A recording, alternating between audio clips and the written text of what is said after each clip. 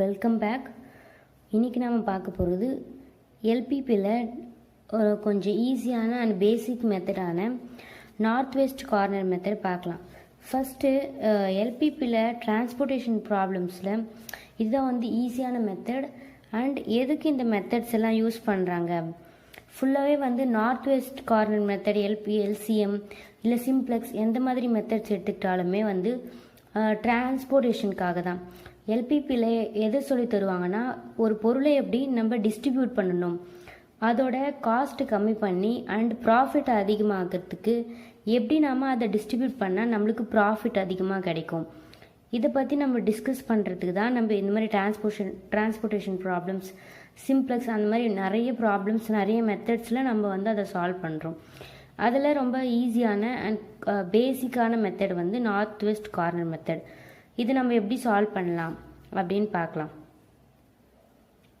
North west corner method, LCM and Vogel's approximation method, VAM method சொல்லுவாங்க. இது மூணுத்துக்குமே இந்த மாதிரி பாக்ஸ் டைப்பில் தான் கொஷின்ஸ் இருக்கும். இந்த மாதிரி கொஷின்ஸ் பார்த்த உடனே நம்ம கண்டுபிடிச்சிடலாம். நம்மளோட சிலபஸில் இந்த 3 டைப்பில் தான் இந்த கொஷின்ஸ் வரும். வேம், இந்த மாதிரி பாக்ஸ் வந்துச்சுன்னா அது என்ன டைப்பாக இருக்கலாம்னா வேம், இல்லைனா நார்த் வெஸ்ட் கார்னர் மெத்தட், இல்லைனா எல்சிஎம். இது 3ல் தான் அது ஒரு டைப்பாக இருக்கணும். இப்போ நம்மளுக்கு ஒரு கொஷின் கொடுத்துருக்காங்க.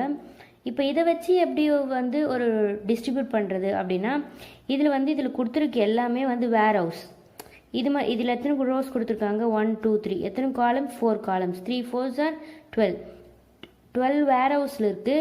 எந்த வேர் ஹவுஸில் இருக்கிறத ஃபஸ்ட்டு நம்ம டிஸ்ட்ரிபியூட் பண்ணால் நம்மளுக்கு ப்ராஃபிட் கிடைக்கும். First, second, third and 12th வரைக்கும் எதை நம்ம அசெண்டிங் ஆர்டரில் எதை ஃபஸ்ட்டு பண்ணணும், எதை லாஸ்ட் பண்ணணும் அப்படின்னு எதை பண்ணால் நம்மளுக்கு ப்ராஃபிட் கிடைக்கும் அப்படிங்கிறது போடுறதுக்காக தான் நம்ம north west corner method use பண்ணுறோம்.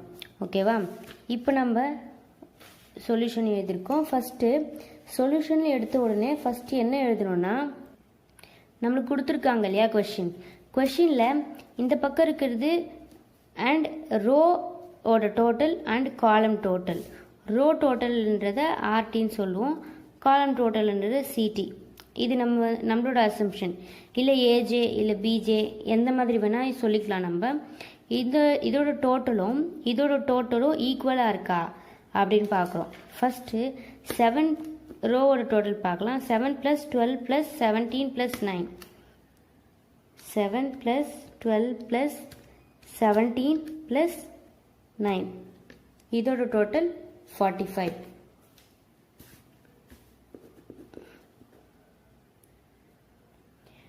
இப்போ நம்ம நெக்ஸ்ட் காலமோட டோட்டல் 22 + 15 + 8 இல்லையா, 22 + 15 + 8 45. நம்மளுக்கு ரோவோட டோட்டலும் காலமோட டோட்டலும் ஈக்குவலாக வந்துருச்சு இல்லையா. இப்போ தான் நம்ம நெக்ஸ்ட்டு சம்ம ஸ்டார்ட் பண்ண போகிறோம். நம்ம இதை மென்ஷன் பண்ணோம் இல்லையா, ஏஐ பிஜேன்னு. மேலே இருக்கிறது எனிதிங் ஏஐ எதனாச்சும் இல்லை பிஜே எதனாச்சும். ஏஐ பிஜே மேலே காலம் தான் ஏஐ, ரோ தான் பிஜே, இப்படி எடுக்கணும்னு அவசியம் இல்லை. ரோ ஏஜேனும் காலமை பிஜேனும் எடுத்துக்கலாம். இது ஒரு நம்ம அசம்ஷனுக்காக தான். ஃபஸ்ட்டு சொல்யூஷன் எடுத்த உடனே சம்மேஷன் ஆஃப் ஏஐன்றது என்ன, ஏஐன்றது இதில் இருக்குது. சம்மேஷன் இதோட டோட்டல் என்ன வந்துச்சு, ரெண்டுத்துக்குமே 45 வந்துச்சு இல்லையா. அப்போது summation of a i = 45. Next summation of பிஜேன்றது ரோவோட டோட்டல். சம்மேஷன் ஆஃப் பிஜேவும் 45 தான் வந்திருக்கு. அப்போ நம்மளுக்கு summation of a i = summation of b j. இப்போ இதுக்கு மேலே தான் நம்ம சம்மையே போட முடியும். இது சப்போஸ் இது நாட் ஈக்குவலாக இருந்தால் அது எப்படி போடலான்னு நம்ம நெக்ஸ்ட் வீடியோவில் பார்க்கலாம். ஃபஸ்ட்டு இது ரெண்டும் காமனாக இன்னொரு எக்ஸாம்பிள் பார்க்கலாம். ஃபஸ்ட்டு இப்போ இது ரெண்டும் ஈக்குவலாக இருக்குது. ஸோ இப்போ நம்ம சம் போட ஸ்டார்ட் பண்ணலாம். இப்போ சம் போடுறதுக்கு என்ன பண்ணணும்னா, இங்கே இருக்கு இல்லையா, கொடுத்துருக்க கொஷின்ஸில் இருக்க நம்பர்ஸ் நம்ம கார்னரில் எடுத்து எழுதுகிறோம். கார்னரில் எடுத்து எழுதுறது ஒரு ப்ரொசீஜர் கிடையாது, ஒரு கம்பல்சரி இல்லை இதுதான் மெத்தட் அப்படின்னு கிடையாது. பட் நம்மளோட நமக்கு ஈஸிக்காக சென்டரில் இருந்தால் கன்ஃபியூஸ் ஆகும். அது நம்ம போடும்போது ஏன் கார்னரில் எழுதுகிறோன்னு நம்மளுக்கே புரியும். ஃபஸ்ட்டு இதுக்கு வந்து நார்த் வெஸ்ட் கார்னர் மெத்தட் அப்படின்னு எப்படி நேம் வந்துச்சுன்னு சொல்லிட்டா நம்ம நெக்ஸ்ட் ஸ்டெப் போட ஸ்டார்ட் பண்ணலாம். இப்போது டைரெக்ஷன் போடும்போது நம்ம என்ன போடுவோம், இது north, east, west and south இல்லையா, north, east, west and south. நம்ம இந்த நார்த் வெஸ்ட்ன்றது என்னது, இந்த டைரெக்ஷன் தான் நார்த் வெஸ்ட். ஓகேவா, இந்த சம்மை ஆரம்பிக்கும் போது எப்பவுமே நார்த் வெஸ்ட் கார்னரில் இருக்க செல்லுலேருந்து தான் சம்மை ஸ்டார்ட் பண்ணணும். ஸ்டார்ட் பண்ணுறது இல்லாமல் எல்லா நெக்ஸ்ட் ஸ்டெப் எல்லாமே வந்து நார்த் வெஸ்ட் கார்னர்லேருந்து தான் செலக்ட் பண்ணுவோம். அதனால தான் இந்த மெத்தடுக்கு நார்த் வெஸ்ட் கார்னர் மெத்தட் அப்படின்னு நேம் வந்துச்சு. இப்போ நம்ம ஆல்ரெடி இதுக்கோட மீனிங் சொல்லியாச்சு. இப்போ நார்த் வெஸ்ட் கார்னரில் இருக்க நம்பர் என்ன, 5. ஓகேவா, நார்த் வெஸ்ட் கார்னர் இந்த இதில் வந்து இந்த செல்லு தான் வந்து நார்த் வெஸ்ட்டில் இருக்குது. நார்த் வெஸ்ட் செல்லுக்கு நேராக இருக்க ரோ அண்ட் நார்த் வெஸ்ட் செல்லுக்கு நேராக இருக்க காலம், ரெண்டுலேயும் எது வந்து சின்ன நம்பர் பார்க்குறோம். இங்கே 22 இருக்குது, இங்கே 7 இருக்குது. ரெண்டில் எது சின்ன நம்பர். டிரான்ஸ்போர்ட்டேஷன் ப்ராப்ளம்ஸ் எல்லாத்துலேயுமே நம்ம வந்து சின்ன நம்பரை தான் வந்து செல்லுக்கு அசியூம் பண்ணுவோம். ஏன்னா வந்து இது எல்லாமே வந்து காஸ்ட் கம்மியாக போடணும், ப்ராஃபிட் அதிகமாக்கணும். அதுதான் ஒரு பிஸ்னஸோட மோட்டிவ் இல்லையா. இது போட்டால் வந்து காஸ்ட் அதிகமாக இருக்கும், இது வந்து காஸ்ட் கம்மியாக இருக்கும். ஸோ ஆப்வியஸ்லி நம்ம காஸ்ட் எது கம்மியாக இருக்கோ அதுதான் வந்து சப்ஸ்டியூட் பண்ணுவோம். இங்கே வந்து 7 போட்டுரும். ஓகேவா, இப்போ இங்கே 7 போட்டாச்சு, இங்கே 22 இருக்குது. இப்போது இந்த நம்பர்லேருந்து நம்ம ஆல்ரெடி போட்டோம் இல்லையா, இங்கே 7 போட்டாச்சு. அப்போ மிச்சம் நம்மக்கிட்ட எவ்வளோ இருக்குது, 15 இருக்குது. இப்போது 22 ருப்பீஸில் நம்ம ஆல்ரெடி 7 ருப்பீஸ் வந்து இன்வெஸ்ட் பண்ணியாச்சு. அப்போ மிச்சம் நம்மக்கிட்ட 15 ருப்பீஸ் தான் இருக்கும் இல்லையா. ஸோ 22 - 7 போட்டுட்டு 15. பிகாஸ் ஆல்ரெடி நம்ம 7 ருப்பீஸை வந்து இன்வெஸ்ட் பண்ணியாச்சு. இனிமேல் அந்த 7 ருப்பீஸை நம்மளால் அந்த காஸ்ட்டை இன்வெஸ்ட் பண்ண முடியாது. ஸோ இதுக்கான காலமே ஃபுல்லாக நம்ம ஸ்ட்ரைக் அவுட் பண்ணிடுறோம். இந்த காலமை இனிமேல் நம்ம டச் பண்ணவோ இல்லை டிஸ்டர்ப் பண்ணவோ கூடாது. இந்த காலம் இனிமேல் நம்ம மறந்துடணும். நெக்ஸ்ட்டு இப்போ இருக்கிறதுல நார்த் வெஸ்ட் கார்னரில் இருக்க செல் எது, 2. இதுக்கு நேராக இருக்க ரோ டோட்டல் அண்ட் காலம் டோட்டலில் எது சின்னதாக இருக்குது, 12. ஸோ 2க்கு பக்கத்தில் நம்ம 12 போட்டுட்டு 15லேருந்து 12 சப்ட்ராக்ட் பண்ணால் ரிமைனிங் 3 இருக்கு இல்லையா. ஸோ இங்கே 3 இங்கே போட்டுட்டு 12ன்ற காலம் வந்து நம்ம இதுலேருந்து எலிமினேட் பண்ணிடுறோம். இதுக்கு மேலே இது யூஸ் பண்ணக்கூடாது. நெக்ஸ்ட்டு நார்த் வெஸ்ட் கார்னரில் இருக்கிறது 4. 4க்கு நேராக இருக்கிறது 3 அண்ட் 17. ரெண்டுத்தில் சின்ன நம்பர் 3. ஸோ 3 போட்டுட்டு 70லேருந்து 3யை மைனஸ் பண்ணால் ரிமைனிங் 14. நெக்ஸ்ட்டு இது ரோ வந்து நம்மளுக்கு கேன்சல் ஆகிடுச்சு. ஸோ இந்த 2 நம்பரை இனிமேல் நம்ம யூஸ் பண்ணக்கூடாது. இப்போ இந்த 2 ரோ அண்ட் இந்த ஒரு காலம் யூஸ் பண்ணக்கூடாது. இப்போ நம்மளுக்கு நெக்ஸ்ட்டு ரிமைனிங் இருக்கிறது நார்த் வெஸ்ட் செல் 1. ஓகேவா, 1க்கு நேராக இருக்க 2 நம்பரையும் கம்பேர் பண்ணுறோம், 14, 15. இது நம்ம எப்படின்னு சொல்லலாம், மினிமம் ஆஃப் 14, 15. ரெண்டுத்துலேயும் எது மினிமம்னா மினிமம்ங்கிறது 14. ஸோ 1ங்கிற இடத்துல 14 போட்டுட்டு 15 - 14 = 1 இல்லையா. நெக்ஸ்ட்டு 14 நம்மளுக்கு கேன்சல் ஆயிடுச்சு. ஸோ இந்த காலமை இனிமேல் நம்ம யூஸ் பண்ணக்கூடாது. நெக்ஸ்ட்டு நம்மளுக்கு இருக்கிற 2 செல்லு தான். இந்த 2 செல் 6 and 5. ஆப்வியஸ்லி இதில் நார்த் வெஸ்ட் கார்னர் 6. 6க்கு நேராக இருக்கிற 2 டோட்டல் 1 and 9. ரெண்டுத்தில் மினிமம் 1. ஸோ 1 போட்டு 9 - 1 = 8.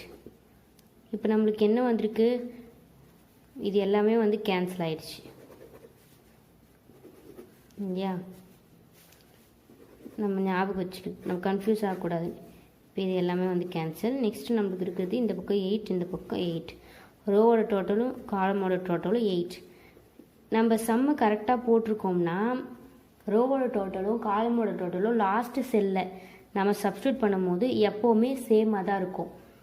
சேமாக இருந்தால் தான் நம்ம ஒரே செல் எடுத்துகிட்டு போய் அதில் சப்ஸ்டியூட் பண்ண முடியும். சப்போஸ் சேம் இல்லாமல் சேஞ்ச் ஆகிட்டு இருந்துச்சுன்னா நம்ம போட்ட சம் ராங். இன்னொரு மாதிரியும் நம்ம வெரிஃபை பண்ணலாம். எப்படின்னா m + n - 1. இப்போ m + n - 1 அப்படிங்கிறது என்ன? mன்றது ரோ, ஓகே, nன்றது காலம். mன்றது ரோ, nன்றது காலம். இதில் எத்தனை காலம் இருக்குது? 1 2 3 4. எத்தனை ரோ இருக்குது? 1 2 3. ரோ 3 இருக்குது, ப்ளஸ் காலம் 4 இருக்குது, ப்ளஸ் -1. இந்த -1 இப்படி வருது. 7 - 1 = 6. இப்போ 6ன்றது எது? Number of allocations. நம்ம இப்படியும் வெரிஃபை பண்ணலாம். லாஸ்ட் இதே மாதிரி சேமாக இருக்கும், 2 அலோகேஷன்ஸும் சேமாக இருக்கும். இப்படியும் நம்ம வெரிஃபை பண்ணலாம். இல்லாட்டி இது ஒரு இப்படியும் வெரிஃபை பண்ணணும். நெக்ஸ்ட் ஸ்டெப், இது கம்பல்சரி நம்ம போடவும் வேண்டிய ஸ்டெப் என்னென்னா, நம்பர் ஆஃப் அலோகேஷன்ஸ். இது வந்து நம்ம போட்டே காட்டணும் வெரிஃபை பண்ணுறது. நம்பர் ஆஃப் அலோகேஷன்ஸ் எத்தனை இருக்குது? 1 2 3 4 5 6. 6 இருக்கா? ஓகேவா? Equal to m + n - 1. 6 = m + n - 1 எவ்வளோ இருக்குது? 6. அப்போ நம்ம போட்டது கரெக்டு. நம்ம வெரிஃபிகேஷனில் நம்மளுக்கு கரெக்டுன்னு ப்ரூவ் ஆயிடுச்சு. ஓகே, இது வரைக்கும் போட்டாச்சு. நெக்ஸ்ட்டு ஆன்சர் போட வேண்டியது தான். நம்ம எழுதிக்கலாம்.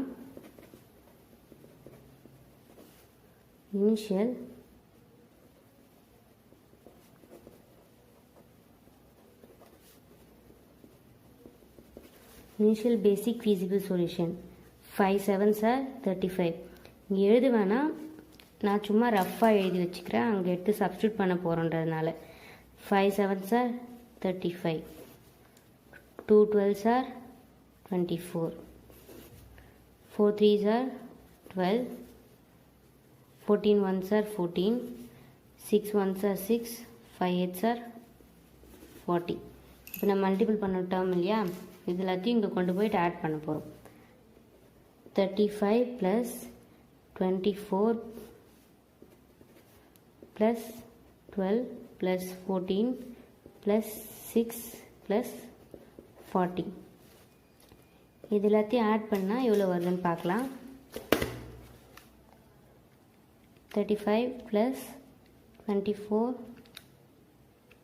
+ 12 + 14 + 6 + 40 + 6 + 40. ஆன்சர் 131. அப்போ சொல்யூஷன் போட்டுட்டு ஹென்ஸ் இல்லைனா ஹென்ஸ் போட்டு hence initial basic feasible solution is ₹131ங்கிறது இம்பார்ட்டண்ட். இப்போ நான் முன்னாடியே சொன்ன மாதிரி ∑aij = ∑bj நாட் ஈக்குவலாக இருந்தால், சப்போஸ் இன்கேஸ்